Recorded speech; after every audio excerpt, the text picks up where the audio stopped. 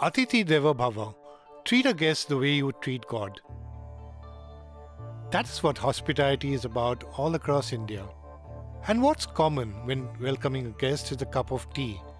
And this cup of tea is different across houses. And in the making of this tea lies the story of the hosts.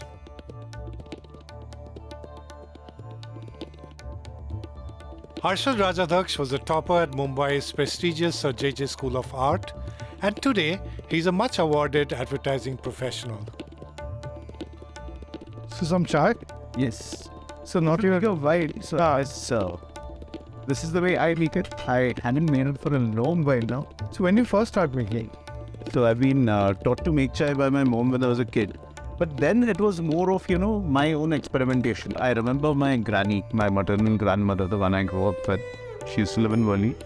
So when I started making chai for the household, it was good. It was like a small therapy for me also. And there's a little sense of achievement as a kid that you can do something in the kitchen. And my family first started loving my chai. We realized he's a kid, but he can make it well.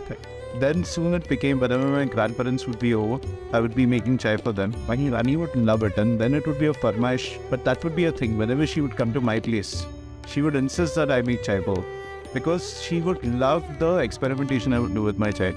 And I have no clue about food sciences. I don't know what it was. What's the experiment? So The proportion? no, I would try ingredients which nobody in the family had at least tried. Right. But I love my chai with doodh. Right? Yeah. So, and then like a hint of spice, like a hint of masala. So there would be that standard chai masala you would get from the kirana store. So I would start liking that. But then I would realize there's so much around in the bowl. Yeah. What if I increase the proportion of say chili? Once I got extremely adventurous, and I sliced green chilies and put it. So it became like so blazing hot but it gave quite a bit of kick. So I realized that I have to reduce it. And soon the family got used to my experimentation, and they also started liking it. But they didn't know what to expect. They didn't know what I expect. Usually, what people say it's an acquired taste to dip your tea bag into hot. But this is the chai that I've grown up on. I've come to love. And without this chai, the satisfaction point in your heart that isn't reached. Now can you feel the aroma? So I let this kind of come in before I let the taste of tea powder And it's a different taste because yeah. first I got a flavor of biryani, Yeah. and right now it feels like I'm Getting ready for a aromatherapy. You'll get hints of lemongrass, you'll get hints of cardamom. Yeah, now I'm just a bit worried that not to take off my clothes and getting ready into the spa.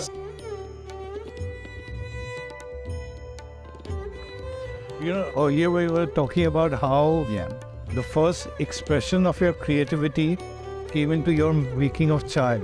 And so to you, now that you understand that tea is a very creative process, but did you ever link it to the fact that making tea was the first expression? No, I never saw it that way. Till we spoke to it. Later, when one of the first brushes with advertising creative, and one of my bosses drew this analogy of equating the creative process with a kitchen at a hotel. That's where it hit me probably. That was roughly around 25 years ago. That what I do in the kitchen and the limited little I do largely centers around tea. In my non-vegetarian days, I would make like a decent, like a steamed chicken corn sandwich, or I would make egg stuff.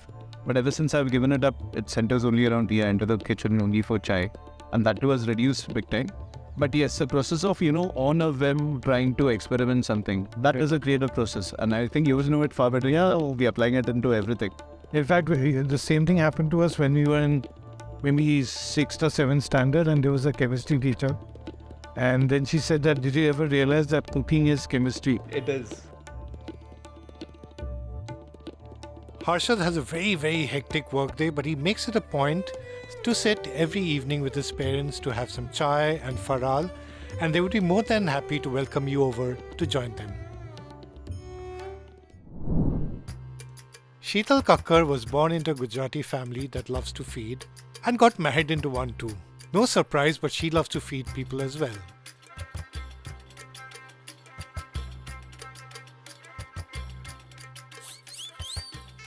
She has taken ahead her love for food, and today she's a home chef.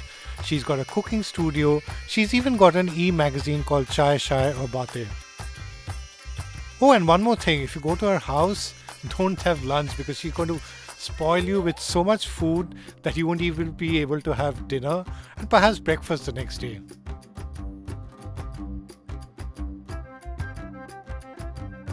I'm at the house of Shital Kakad, our friend. She's a home chef as well. And she runs a food magazine which is called Chai Shai or Bate. And that's why we've come for some Chai Shai or Bate over here. She's made me the special tea in our house. And we've been having a lot of teas as a part of this show. But Shital, this is very, very different. This is, why is this different? Like there's a strong, like nice gingery feel to it.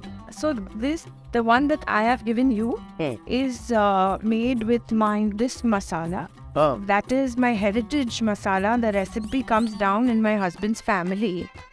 And Bombay has this thing, Mumbai has this thing about adrak chai, and I've had it. But that's very milk and very sugar and it's a flat adrak ginger taste. But this is a much lighter tea and the ginger is, a lot. This is soot powder. Which goes into charts. Soot also goes into charts. This is dried ginger. Okay. So this is mainly used with a lot of other spices we have in this. But this is what gives it the flavor that you are saying, very light flavor. And then what is this? These are the two new ones that I have developed. This is a chai masala. If you can see the rose petals.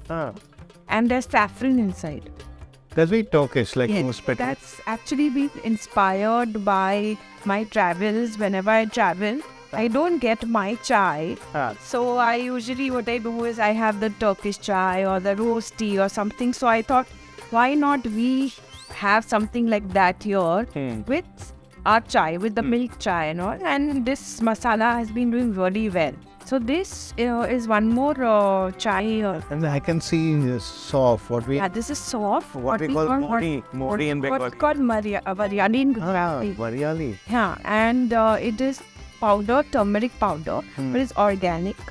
So I actually get it from a very special place. So I don't use the, commercial quality that comes. But the aroma shows. Yeah, and this is something that is more like a health detoxion also.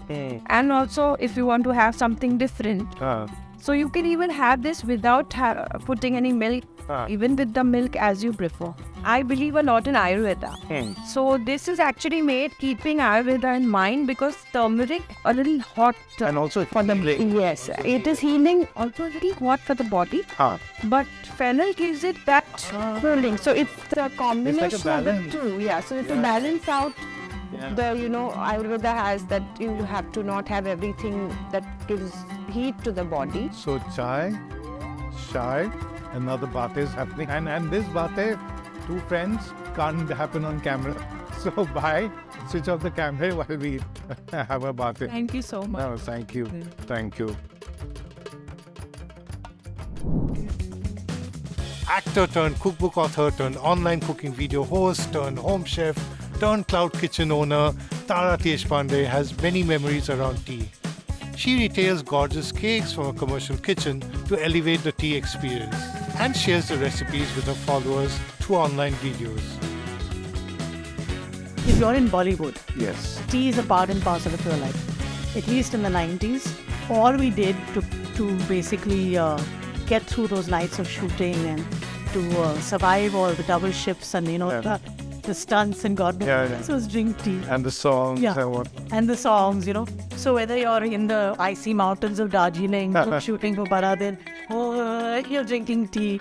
And you're trying to stay awake for Israat Ki Subah Nahi because it was shot from 7 p.m. to 7 a.m. every day. You're drinking tea. Yeah. And then if you're at St. Xavier's College, Where you studied. where I studied, sadly and very unfairly, it was the only year, our batch was the only batch, the canteen was on strike. A whole year? The whole 2 years Wow. only open towards the end, so we feel very deprived. Yeah. So we would hop across to the only place we could afford, which was Kayani's, Yeah. to have that Irani chai, Yes. which we loved. And then even there we had to split the bill because we had no money. Yeah. What do you want to start with first? No, you were yet to introduce the Victoria's. Yeah, so the Victoria sponge named after Queen Victoria Okay. is a classic cake that is made with reverse creaming. Okay. and it has a light custard. It's a kind of yellow cake, and it's very traditional to have it with tea. And this tea arrangement like makes me feel that I'm in Downton Abbey, if not in Buckingham Palace. It's a bit different from the chives and chutney which we see. Yeah, this is we're using a whole leaf. Okay. So if this was if this was CTC, it wouldn't stay in the strainer. Okay. These strainers are only made for whole leaf tea. So this is what, Darjeeling? No, this is Assam. Okay. Cheers. Cheers.